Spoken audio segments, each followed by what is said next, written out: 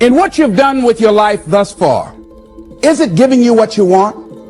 Is it giving you what you want? When you look toward the future, when you look at all that's going on out here, is there some place within yourself you say, hey, I know I need to be out there in that arena. I know I can do more than what I've been doing. I know there's some great music that I have within me that I haven't brought out here yet. Is that something that you begin to look at within yourself? See, I say if you look at your life, and if you're not getting what you want, you owe it to yourself to do something differently.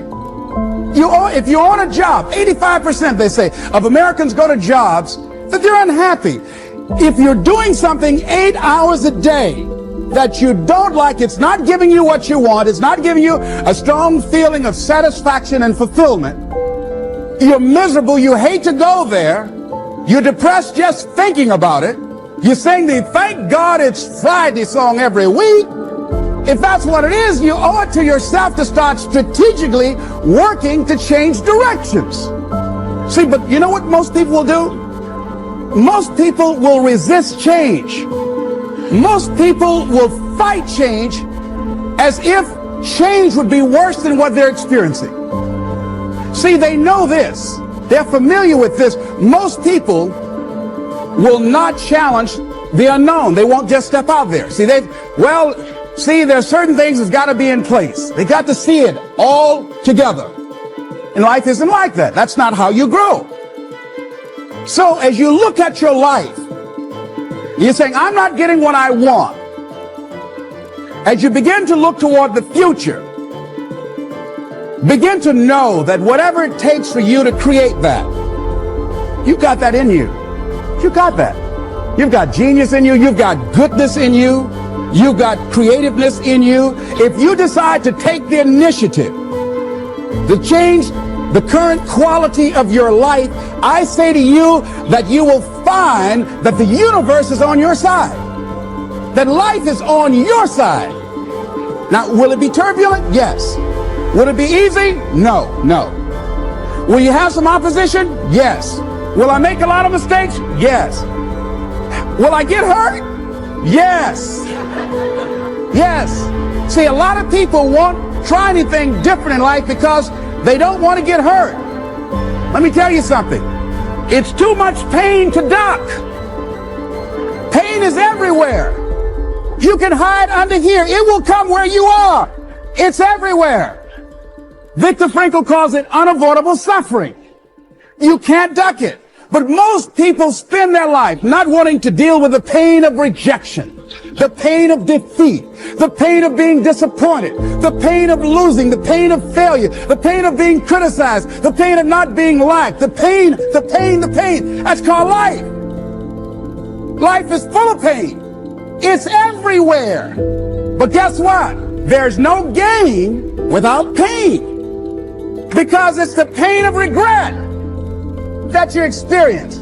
If I had it to do over again, that's a pain. Don't you know that's something? When you know, I was in a seminar once and this lady stood up. If I had my life to live over again, she talked about all of the things that she would do. And you can feel the pain of regret in her voice. The pain of regret.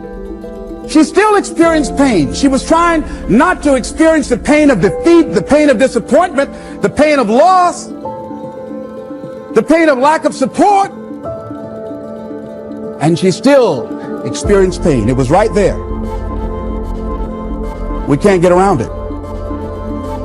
Most people are governed by their habits, their fears, and the opinions of others.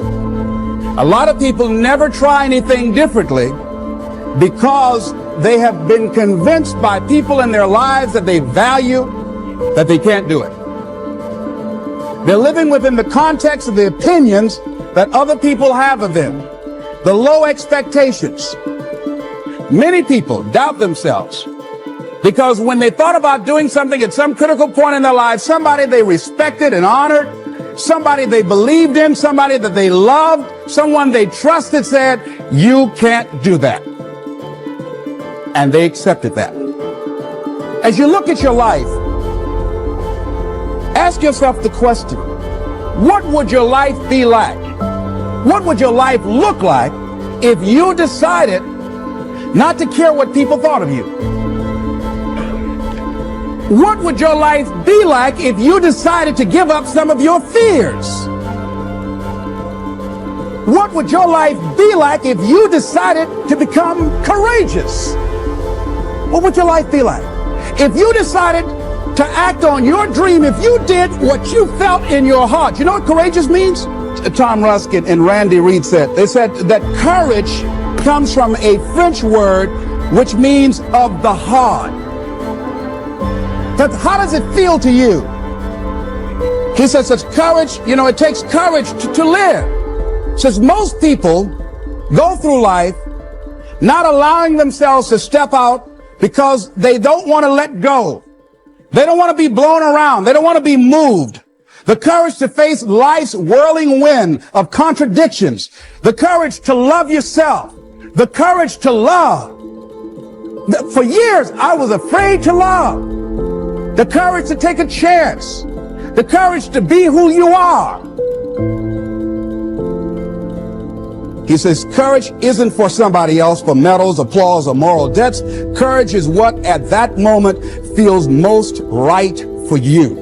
Not just situational ethics, but what feels right in your heart, the word of the heart, what feels right in your heart.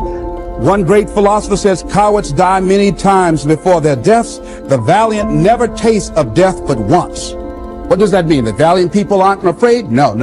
It means that they experience that fear and they move forward. They move forward anyhow. Many people are dead now. Many people are allowing their dreams to die. Many people are allowing their ideas to lie dormant and collect dust. Many people have all this talent and ability that they are allowing to be buried inside of them, that they will take with them to their graves because they didn't have the courage to be who they are.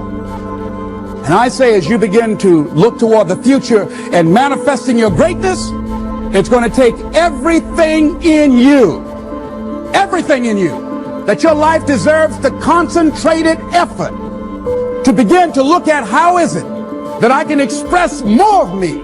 How is it that I can bring my ideas out here now? How is it? And start living with a sense of urgency, because you're here today, you're gone today.